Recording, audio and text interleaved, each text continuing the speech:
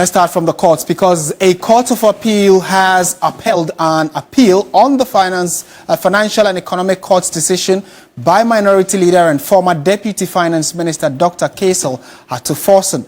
The High Court in March 2023 ordered Dr. Forson to open his defense after the Attorney General's office established a prima facie against the former Deputy Finance Minister in the €2.37 million ambulance trial. Two others, Seth Animana and former Chief Director the Ministry of Health, Richard Jakpa, a businessman, who were standing trial with Dr. Forson, were also directed to open their defense. Dr. Forson and two others have been variously charged with willfully causing financial loss to the state to the tune of €2.37 million and the purchase of ambulances which could not be used for their intended purposes. Lawyers for Dr. Forson filed a submission of no case after the prosecution closed its case, but in its ruling on the 30th of March 2023, Presiding Judge Justice Ifya Sewasa-Rebotre indicated that the accused person should open their defense. The Court of Appeal, in its decision on July 30, indicated that the High Court's decision should be set aside since the prosecution failed to establish sufficient evidence. The panel of 3 justices also acquitted and discharged the accused persons in the case. And in this case, we're talking about not just the Minority Leader, Dr. Forson, but also Richard Jakpa, the businessman. Both of them have been acquitted and discharged. What does all of this mean, though? We'll try and get some better clarity on it, considering the fact that, another court, that's a High Court, was still hearing the case. Even yesterday on News Central, we brought you excerpts of that particular trial. But as it stands, the appeals court, which is higher than the High Court, has given a decision. What does that mean for the already existing case? We'll try and get further perspectives on this when we are joined by a colleague who is in court to give us some understanding. But let's take you down memory lane right from the moment these issues came up. January 2022 was when the Minority Leader, Dr. Forson, and businessman Richard Jakpa and former Chief Director at the Ministry of Health, Seth Animana, were slapped with multiple charges. That same year, in March, the High Court ordered all 3 accused persons to open their defense after it found that prosecution had made a case against them. All 3 proceeded to challenge the ruling at the Court of Appeal.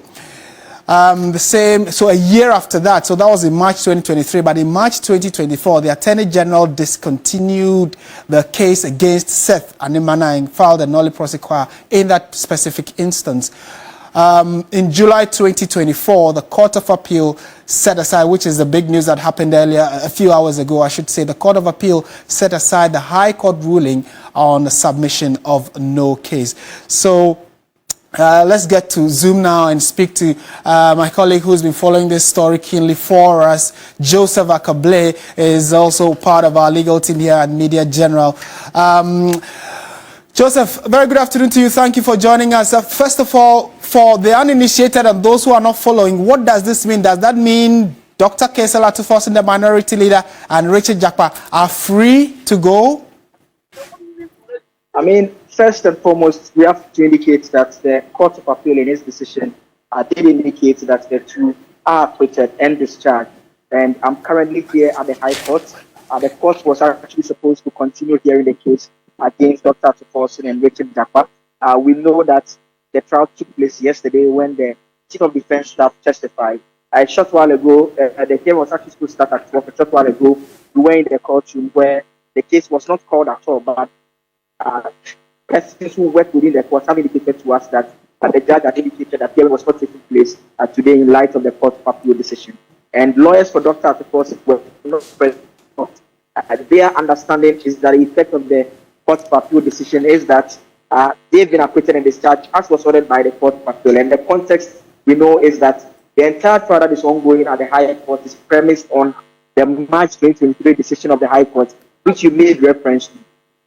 Now, the High Court in that decision did order that the accused persons should open their defense. That is to say that the prosecution has so far led sufficient evidence to meet the required standard at that level, such that they ought to provide answers to the court about the allegations that have been leveled against them. They disagreed with the High Court on that level, took the matter over to the Court of Appeal, and now the Court of Appeal has come to the conclusion that yes, they agree with them that the High Court was wrong in its constitution, that there's a case for them to answer. And so, in simple terms, the minority leader and the businessman, Jakpa, are free to go unless the current decision from the Court of Appeal is set aside by the higher court. And higher court in this case would mean the Supreme Court. So does that mean that the Attorney General who is prosecuting this matter can he appeal the appealed case? In fact, we have been checking with our sources within the Attorney General's department since this decision came out, and we understand a decision is yet to be taken on the next line of action. But yes, the decision is from the Court of Appeal, and in terms of the hierarchy of the courts, when a matter is decided by the High Court, you can file an appeal at the Court of Appeal. If a matter is decided by the Court of Appeal, you can now file an appeal at the Supreme Court, and when the Supreme Court decides, you can go for a review. So where we are currently is at the Court of Appeal has rendered this decision, and so if the Attorney General takes the view that this is a matter that he wants to have a second bite at, you will have to take it up to the Supreme Court for the Supreme Court to look at it. Don't forget, the decision from the Court of Appeal is a 2-1 decision. The Court of Appeal is being constituted by 3 judges, and so there's always the option of, if he wants to go up, especially because of how close this decision is, it's always a 3-0 decision, a 2-1 decision. But our sources tell us that a decision is yet to be taken. We have seen the Attorney General take a similar step in a different matter completely. You recall the trial involving the former CEO of the Cocoa Board, Dr. Stephen Okuni, when the Court of Appeal took the decision that the trial should start fresh at the High Court. The Attorney General's office went back to the Supreme Court, and the Supreme Court set aside the Court of Appeal decision and directed for the trial to continue at the level that's done with as well. And so this is not a new matter. Again, we can make reference to other cases like Estin Cubic as well. A similar matter, High Court come out to the Supreme Court via an application in terms of the supervisory jurisdiction. And so, seeking the intervention of the Supreme Court in various criminal and even civil matters by the current administration, especially the Attorney General, is not new. But for now, the information we have is that a decision is yet to be taken on the next line of action matter. Right, and Joseph Akable, talk to us about how people reacted when this ruling was given by the appeals court. It clearly is a big twist in the tale of this trial, the ambulance trial, which has been ongoing for a few years now. When the ruling came, how did people take it? How are lawyers in and around the court premises reacting to it? So first, I'll start from the lawyers specifically in the case. And so for lawyers for Dr. Forson, they are quite excited. They make the point that the decision of the Court of Appeal is consistent with their entire position. And this is important because with the submission of no case rule, it's a lower threshold. It's at the initial level where the court simply takes a decision whether there's a case for each one side. So they are saying that this even means that that very basic level which the prosecution ought to have met was not satisfied. But nonetheless, the trial has been going on all throughout. And so they say that this decision confirms their long-standing position that it was purely a witch hunt that was taking place. In terms of lawyers for Richard Jakpa, and we had an interaction with Richard Jakpa a short while ago. I'm sure at some point we'll bring that interview to our viewers.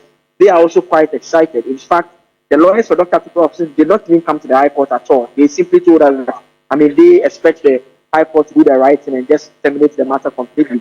But for lawyers for Mr. Richard Jakpa, they came over here to the law court complex, the High Court, because his passport is still in the custody of the court, and so he was hoping that the hearing will take place, then the matter will be struck off for him to get access to his passport. And they are also very excited.